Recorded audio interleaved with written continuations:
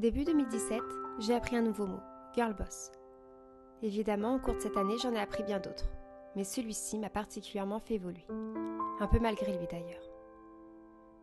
La première fois que j'ai entendu cette désignation, c'est au cours de la lecture du livre de Sophia Amoruso, dont le titre n'est rien d'autre, justement, que Girl Boss, et qui parle très globalement de l'ascension en quelques petites années de cette jeune femme.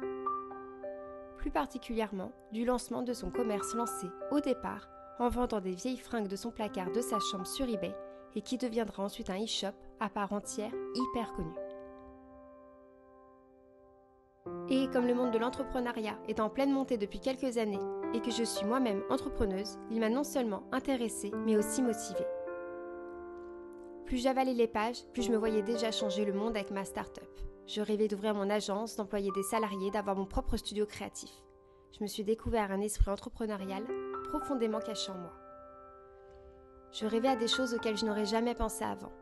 Alors nous avons commencé à construire tout cela, à imaginer les choses, faire des plans, et pas seulement sur la comète. Des petits changements. Mais plus l'idée avançait, et plus j'avais la sensation de perdre mon idéal. Mais je voulais être moi aussi cette fille ambitieuse, qui bouscule la vie, qui bouge les choses, qui fait partie du top 20 dans les magazines ou enquêtes sur les nanas entrepreneuses à suivre, avoir une team et tout emmener avec moi. Et puis pour continuer dans sa lancée, Sophia Amoruso a vu son histoire adaptée dans une série Netflix, retraçant avec beaucoup d'humour et de moments durs son parcours. Et celle-ci n'a pas résonné en moi, pas de la même manière que son livre.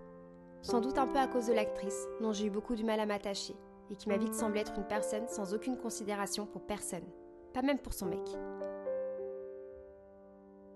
À cela, j'ai découvert d'autres facettes, que nécessite souvent, même si pas toujours, la vie de leader, et ça m'a fait peur. J'ai eu peur d'un coup, de devoir mettre de côté mes passions. Peut-être même, à certains moments, ma famille, mon rôle de maman.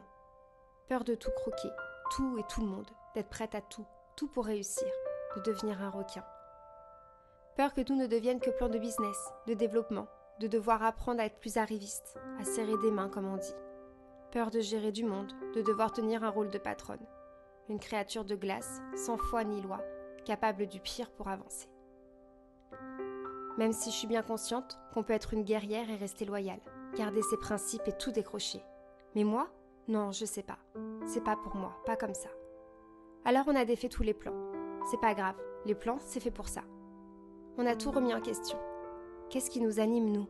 Juste nous, loin des magazines, interviews parfois culpabilisantes, loin des top 10, 20 ou 30, loin des tendances et des médias qui nous martèlent qu'il faut foncer, réussir, être un instrument de conquête, sinon tu as un peu loupé ta vie. Dans ma liste de ce que je veux être, de ce que je veux réaliser, énormément de choses sont ressorties. Mais la plus importante, ma liberté, ou plutôt notre liberté. Alors oui, pour ceux qui nous connaissent, nous sommes loin du schéma des 2 parents en CDI. Nous avons la chance, le luxe même, d'être des entrepreneurs. Et de plus est, de vivre de notre passion, de travailler en couple, depuis la maison, depuis une ville hyper chouette, dans un magnifique appartement que nous adorons. Nous en sommes conscients, chaque jour, à chaque projet, petit ou grand, de la chance que nous nous sommes créés et que la notoriété, et donc mes lecteurs, m'ont offert directement ou indirectement. Du luxe et de la qualité de vie dans laquelle nous évoluons. Justement, c'est ça que je ne veux pas perdre. Je veux continuer à travailler en bas de pyjama si l'envie me chante. Je veux continuer à pouvoir voyager plusieurs fois dans l'année. Je veux continuer à chercher mes enfants à 17h à l'école. Je veux continuer à travailler dans les rires et la légèreté sans avoir 50 employés à gérer. Sans avoir à rendre de compte, sans avoir à soigner mon apparence, sans avoir à renoncer, mais surtout sans avoir à me battre. Je ne veux plus révolutionner le marché, transformer un mode de consommation. Je veux transformer le monde, peut-être oui, à ma manière, mais en douceur. Remettre l'art au goût du jour, prouver que la vie a aussi de la poésie. Une entreprise de la naïveté, peut-être. Une usine de mots et de photos, pourquoi pas. Ne pas être une Wonder Woman qui doit faire ses preuves dans la combativité, qui doit s'imposer, toujours arriver en haut, plus haut.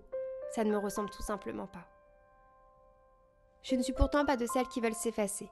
Je veux juste ne plus culpabiliser de ne pas faire partie de ces filles qui me motivent à leur manière, mais pas forcément par la grandeur de leur entreprise. Culpabiliser parce que la mode est à celles qui réussissent à devenir des leaders en quelques mois. C'est un choix de carrière, un choix de vie. Je m'en rends compte après m'être cherché que ce n'est pas mon envie, à moi, mon envie, la mienne. Et j'admire énormément ces femmes qui prouvent au monde bien des choses, qui se créent une place importante dans la société et sans le savoir, nous aident, nous les autres femmes, à trouver nos places, à nous les frayer. Aujourd'hui, je ne culpabilise plus, j'admire. Je veux faire évoluer notre métier, que nous créons de toutes pièces, ou presque, écouter mes intuitions, laisser nos évolutions prendre forme. Tant pis pour le top 20. Mon message d'aujourd'hui n'est pas de jeter la pierre à celles qui bâtissent des empires. Au contraire, merci à elles, merci pour nous. Le message est qu'il faut cesser de penser que nous devons absolument être un leader. On a le droit de ne pas désirer ça, sans faire de nous un raté. Être working girl n'est pas le modèle idéal, c'est un modèle. On le suit ou pas. Il existe des milliers d'autres modèles, selon ses priorités de vie, selon ses aspirations et selon ses envies.